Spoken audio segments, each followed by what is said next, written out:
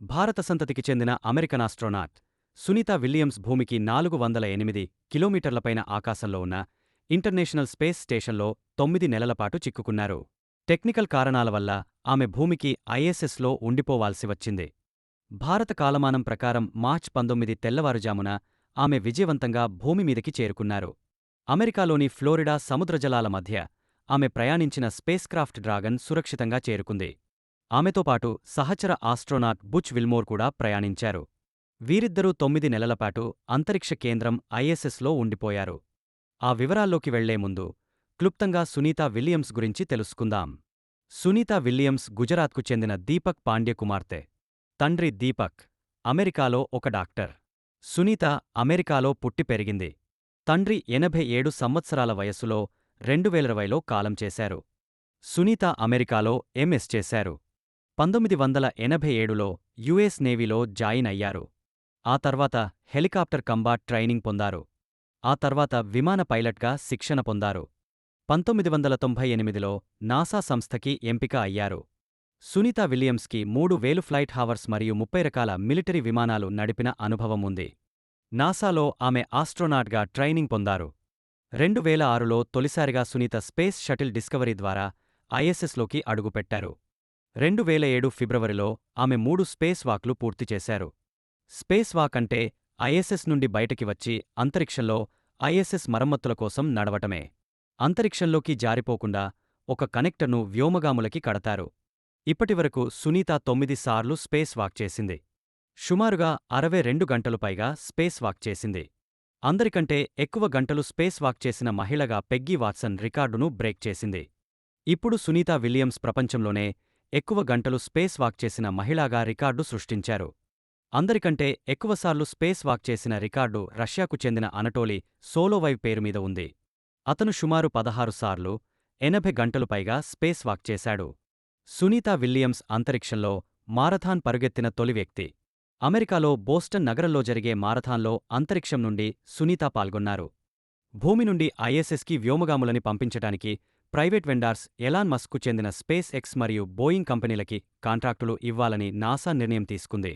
ముందుగా 2019లో మనుషులు లేకుండా ఐఎస్ఎస్కు టెస్ట్ స్పేస్ క్రాఫ్ట్లతో ఈ 2 కంపెనీలు పరీక్షలు జరిపాయి. ఆ తర్వాత 2020లో స్పేస్ ఎక్స్ మొట్టమొదటి commercial spacecraft SpaceX క్రూ-1ను ఐఎస్ఎస్కు పంపించింది. ఆ తర్వాత స్పేస్ ఎక్స్ ఎన్నో ఫ్లైట్స్ను విజయవంతంగా పంపించింది.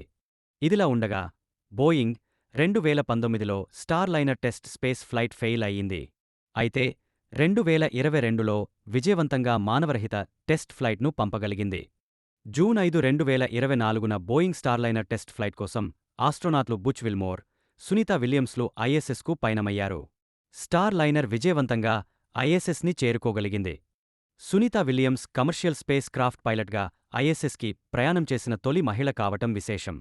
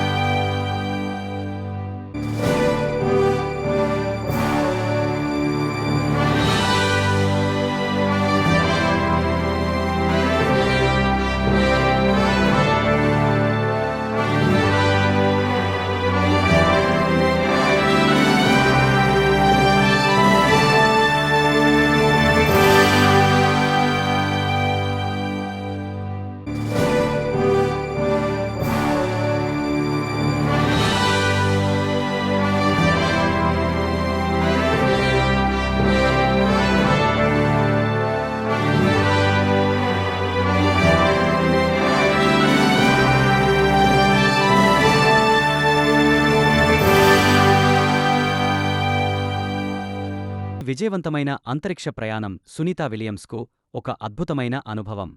అంతరిక్ష పరిశోధనలో ఊహించని సవాళ్లను ఎదుర్కొన్నప్పుడు ఆమె స్థిరత్వం మరియు అనుకూలతను ప్రదర్శించింది.